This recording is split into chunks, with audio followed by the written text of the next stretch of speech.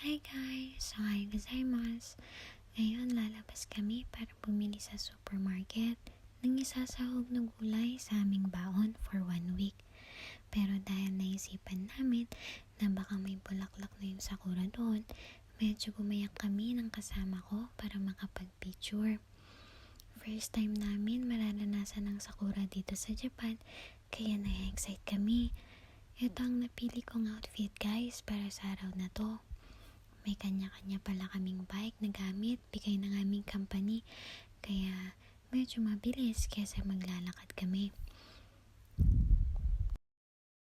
Eto guys, malapit na tayo.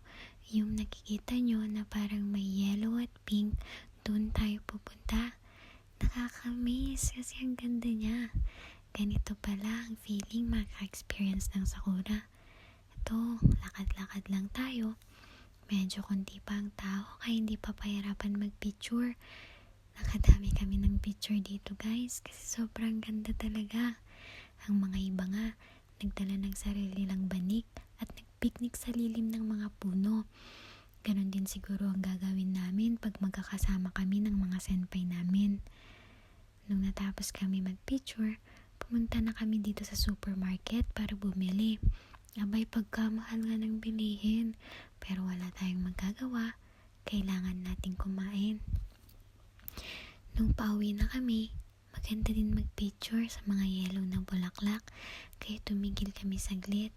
Ang ganda-ganda guys, nakakagaan sa pakiramdam.